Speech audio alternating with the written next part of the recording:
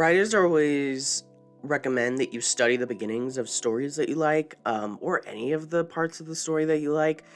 I have been rewatching my comfort show, Steven Universe, recently.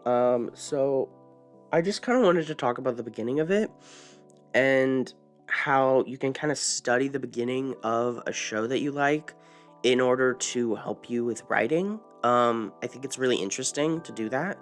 Um, so the whole thing is that the show starts with characters who are already connected, in like a family unit, or being in the same town.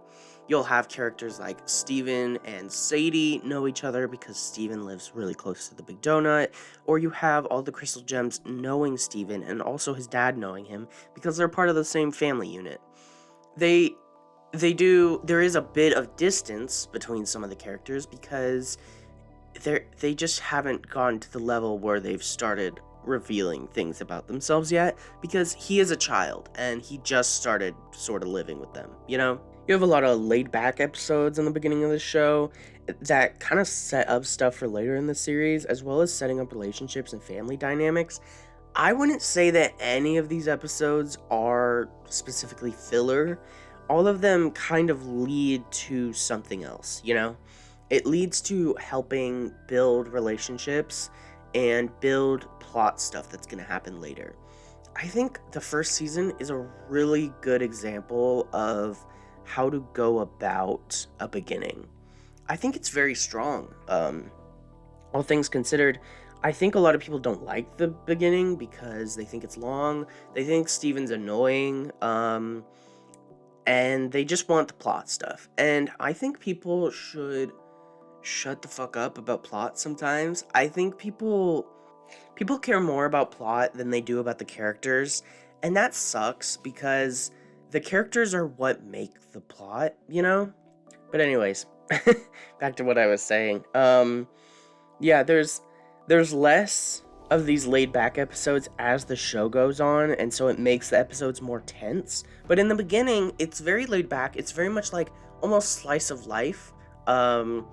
As you learn more about Steven, but also the gems and Greg and the whole town and Connie. But you're also learning about stuff that's going to become plot relevant later in the show, which is really interesting. They do it in such a subtle way that kind of leads into things that aren't going to be as subtle later on, that are going to be spelled out for you, basically. You have this child character who doesn't know how the world works, which makes telling the child character, and by that way, the audience as well, more natural.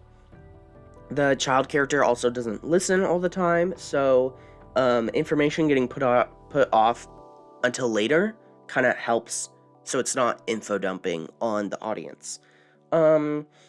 There's a few things that I was thinking about that are set up from the beginning, and one of them is Steven's insecurity as a crystal gem. He is very insecure at the beginning about it. He's so insecure about it until a lot later, until almost the end of the show. He's still insecure about it. He just there is this trapped insecurity that Steven has as someone who lost his mom, and also someone whose mom was such a big figure in history, and he feels like he feels he has to match up to that energy, and that's a tough thing for like a 13 to 14-year-old to start with, you know? We also see all of the gem's flaws that will continue to show up. Pearl's codependency, Garnet's like emotionlessness, and her tendency to stay stuck in future vision. Her sensitivity towards fusions is definitely something that's also set up. And this might seem good at first, because you're like, oh, she's sensitive towards fusions, she supports them, but then it gets into the forced fusions where her sensitivity to it is actually kind of a flaw, because Steven needs her to help and she is stuck thinking about how awful it is that this happened. Steven has this whole conflict with his gem and his human side, how he doesn't feel like he's completely fitting into either identity. He feels he's too weird to be human and too weak to be a gem. And the thing is, it's not even that his powers are dimmed compared to his mom and her gem powers.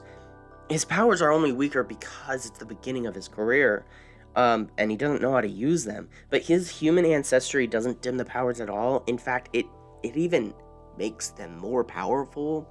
He's able to fuse with literally anyone. He has the same levels of power that his mom did.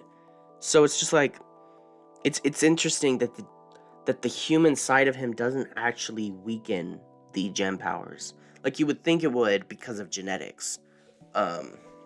They also set up like a bunch of different plots, but they do it in a very subtle way, and I really like that. They set up Homeworld dealing with Earth again, with the Red Eye, but also with Peridot joining later in the season, and then they kind of hint at the real reason the gems came to Earth originally, but it's more of a hidden plot until later because you'll have the scene where Amethyst takes Steven to the kindergarten, and that's supposed to be secret. You have Pearl not telling him everything, and kind of like this shame around why they're at Earth. And it's not really brought up until later into the show. And then another plot thing, you have Lapis's involvement. Her being involved in the plot immediately brings kind of a distrust of the crystal gems, because you think, if they knew she was in there, why didn't they do anything? And it also brings in a distrust of other gems that the gems have, and you think, why do they have this distrust? What did they do? Like, why are they so distrustful of other gems? What other gems are there, you know? And then you have the whole Rose Quartz storyline. Starts up in season 1, obviously. It aligns with Steven's insecurity with not having his mom around and feeling like he needs to be her. And then you have this whole thing where the storyline is starting up, but the whole story of Rose Quartz is in reverse. You see the nicer aspects of her first, and then you see the worst aspects of her as it goes on. So at first we start out pretty lighthearted with Rose. The crystal shards being involved in the plot starts with the 5th episode with Fribo. So it's like immediate, and they do all these different episodes with crystal shards, but they don't really like explain them. They just explain that they turn into these weird like monsters. And also the idea that corrupted beasts are gems. This isn't explained until Mirror Gem with Lapis, where Steven is like, why are we fighting gems? And Pearl is like, well, technically, we're fighting gems all the time. That they didn't think to tell him this before? They tell him right before they fight a different gem that the corrupted beasts they've been fighting have been gems this whole time. But also it brings in the idea of how conscious the corrupted beasts are, with Nephrite, the centipedal. It kind of brings into question just how conscious are they if they are corrupted? Like, do they have a sense of humanity, or are they just the monsters? So it starts that conversation within the first season. They also hint at the past war. Pearl is constantly like, I can't do this again when Peridot's back.